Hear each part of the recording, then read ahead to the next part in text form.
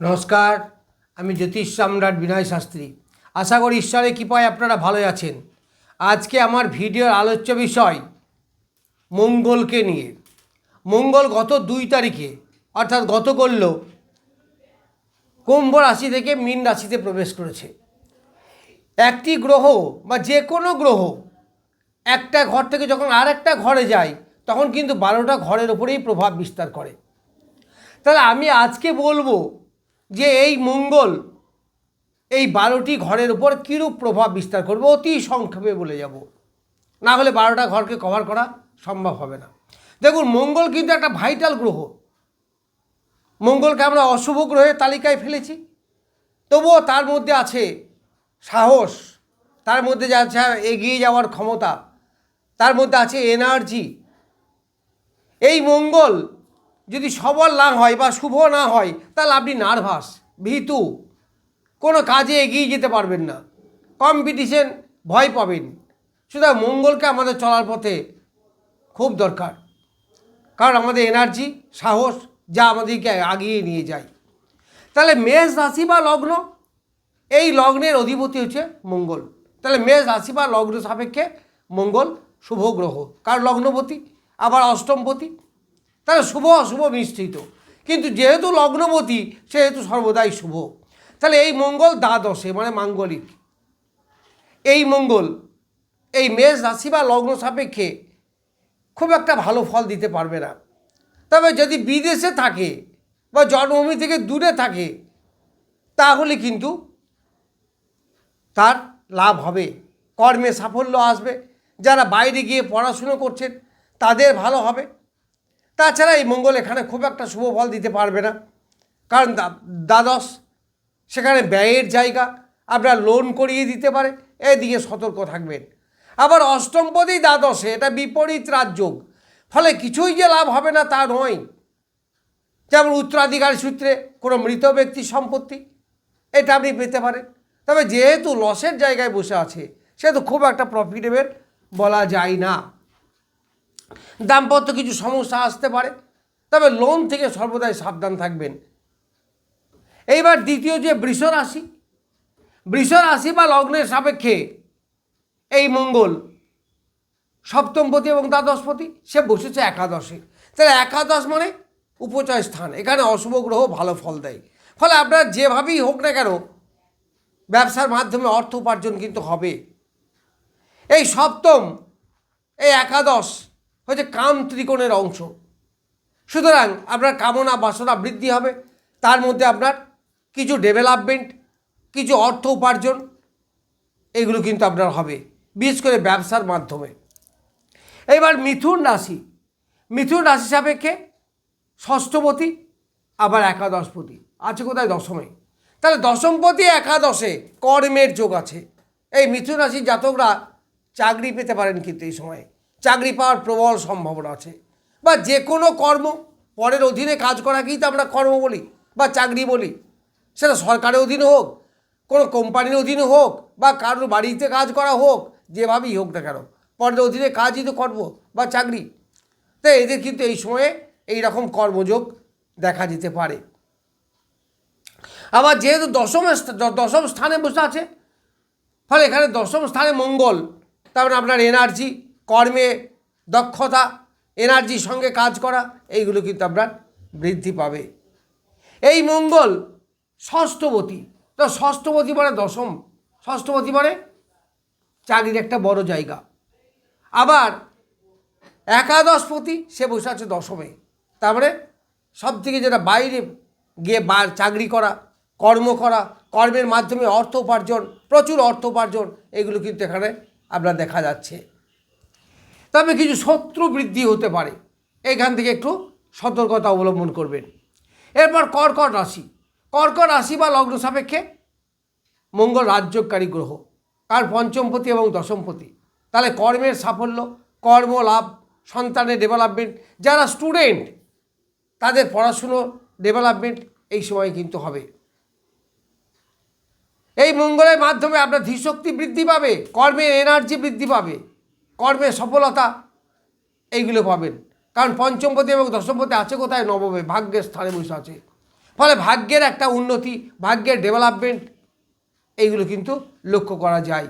কর্মের উন্নতি, নতুন প্রমোশন হওয়া, নতুন চাকরি পাওয়া, এগুলো কিন্তু হবে।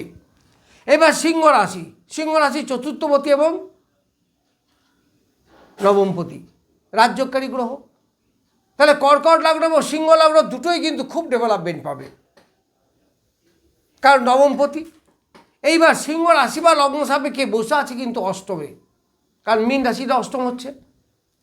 তাই রাজ্যকারী গ্রহ যখন অষ্টমে যায় তখন কিন্তু তার কিছু নেগেটিভিটি আসে, কারণ অষ্টম তো নেগেটিভ স্থান। ফলে এখানে একটু দুর্ঘটনা থেকে সতর্ক থাকবেন, গাড়ি ঘোড়া চালাবেন সাবধানে, রাস্তাঘাটে বেরোবেন একটু সাবধানে। এখানে ভাগ্যের ডেভেলপমেন্ট খুব একটা বলা যায় না,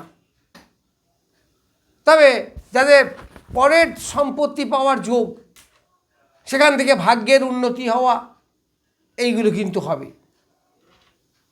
যারা পিএইচডি লেভেলের স্টুডেন্ট তাদের কিন্তু ডেভেলপ হবে, তবে কিছুটা বাধা বিঘ্ন এখানে সৃষ্টি হবে, বরং সতর্ক থাকা ভালো।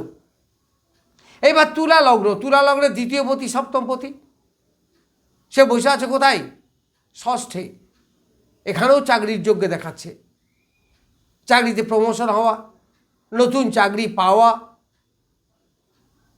পরিশ্রম এই সময় একটু বাড়বে। পরিশ্রম বাড়লেও কিন্তু আপনার অর্থ উপার্জন বাড়বে, তবে মনে রাখবেন লোন টোন এই সমস্ত থেকে কিন্তু সাবধান। লোন করে কিছু করার চেষ্টা করবেন না, বা এই সময় লোন নেবেন না, তাতে আপনার কী হবে? অনেক বড় আকার ধারণ করবে, যা প্রায় পরিশোধ করা কঠিন হয়ে যাবে। কিছু কিছু রোগের ঝামেলা এই সময় দেখা যেতে পারে, যারা সুগার, হাই প্রেশার এই ধরনের রোগ, অথবা দাম্পত্য জীবনের কিছু কিছু সমস্যা কিন্তু দেখা দেবে, কারণ সপ্তমপতি গেছে ষষ্ঠ স্থানে। এবার বৃশ্চিক রাশি, বৃশ্চিক রাশির লগ্নপতি, বৃশ্চিক রাশি কিন্তু খুব ভালো, কারণ লগ্নপতি পঞ্চমে। তার লগ্নপতি এবং ষষ্ঠপতি গেছে পঞ্চমে, পঞ্চম কিন্তু ভালো স্থান, বেটার স্থান। ফলে ধীশক্তি বৃদ্ধি হওয়া, এডুকেশনে ডেভেলপমেন্ট করা, সন্তানের উন্নতি হওয়া, প্রেম প্রীতির ব্যাপারে আকর্ষণ বৃদ্ধি হওয়া, এইগুলো কিন্তু সব দেখা যাবে। আবার বৃশ্চিরা ষষ্ঠপতি, ফলে কর্মের জায়গাটাও সুপ্রশস্ত হবে, কর্ম পেতে পারেন, কোনো কম্পিটিশনে জয়লাভ করা, কম্পিটিটিভ পরীক্ষা দিয়ে কোনো চাকরি পাওয়া, এইসব ব্যাপারে কিন্তু ভালো।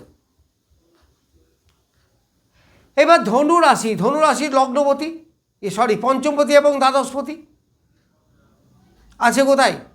চতুর্থ স্থানে। তাহলে পঞ্চমপতি চতুর্থ স্থানে, এখানেও কিন্তু একটা রাজযোগ সৃষ্টি করছে। ফলে এখানে প্রেম প্রীতির ব্যাপারে ডেভেলপ হবে। পড়াশুনো যাদের স্টুডেন্ট, বিশেষ করে হায়ার সেকেন্ডারি বা ডিগ্রি কোর্স লেভেলের, তাদের যথেষ্ট উন্নতি হবে, সন্তানের ডেভেলপমেন্ট হবে। তবে সন্তানের শরীর স্বাস্থ্য নিয়ে একটু সতর্কতা অবলম্বন করাই ভালো। প্রেম প্রীতির ব্যাপারে মোটামুটি বেশ আকর্ষণ থাকবে, এখানে কোনো ঝামেলা ঝঞ্ঝাট আসার সেরকম জায়গা নাই। এই সময় ঘর বাড়ি ক্রয় করা, জমি জায়গা ক্রয় করা, এইগুলো কিন্তু আপনারা করতে পারেন, হওয়ার সম্ভাবনা যথেষ্ট আছে। এইবার মকর রাশি, মকর রাশির এটা হচ্ছে চতুর্থপতি এবং একাদশপতি। তা চতুর্থপতি এবং একাদশপতি আছে কোথায়? তৃতীয়। তৃতীয় কিন্তু উচ্চয় স্থান, এখানে অশুভ গ্রহ ভালো ফল দেয়। তাহলে আপনার ওই জমি জায়গা, বিষয় সম্পত্তি এইগুলো হতে পারে। আবার একাদশপতি তার মানে আয়ের অধিপতি, সে তৃতীয় আছে, ফলে চেষ্টা, এনার্জি বৃদ্ধি, আয় বৃদ্ধি, নিজ প্রচেষ্টায় আয়, হাতের খেলাধুলা করেন, হাত দিয়ে যারা খেলাধুলো করেন, প্রোডাক্টিভ ব্যবসা, এদের কিন্তু বেশ ডেভেলপ হবে। যারা আর্টিস্টিক লাইনে আছেন তাদেরও লাভ হবে, যারা ইঞ্জিনিয়ারিং লাইনে আছেন তাদের ভালো হবে, কারণ হাত দিয়ে তাদের কি যন্ত্রপাতি নিয়ে কাজ করতে হয়, তাদেরও ডেভেলপমেন্ট হবে। এবার কুম্ভ রাশি, কুম্ভ রাশির দ্বিতীয়, দ্বিতীয় ভালো, তা তৃতীয় প্রতি দ্বিতীয়, এখানে চেষ্টার একটু ব্যাঘাত ঘটলেও ঘটতে পারে, তবে মোরাললেস ভালোই হবে। আয় উপার্জন, কিছু সেভিংস, পরিবারের মধ্যে একটা সুখ শান্তি বিরাজ করা, এইগুলো কিন্তু হবে, যদিও এই লগ্ন সাপেক্ষে খুব একটা শুভ গ্রহ মঙ্গল নয়। এবার মীন রাশি, মীন রাশির দ্বিতীয়পতি লগ্নে, যার ফলে এখানে নিজ প্রচেষ্টায় আয়, কাজে এনার্জি বৃদ্ধি হওয়া, এইগুলো কিন্তু হবে। তাও শরীর স্বাস্থ্য ব্যাপারে একটু সতর্ক থাকবেন। দাম্পত্য সুখ এই সময় পাবেন। এবার দ্বিতীয়পতি যখন লগ্নে আসে, তখন পরিবার নিয়ে সুখে শান্তিতে থাকা, কিছু অর্থকরী সেভিংস হওয়া, এইগুলো কিন্তু দেখা যাবে। যাই হোক, দ্বাদশ ভাবের উপর মঙ্গলের প্রভাব সম্বন্ধে কিছু বললাম। নমস্কার, আজ এ পর্যন্ত।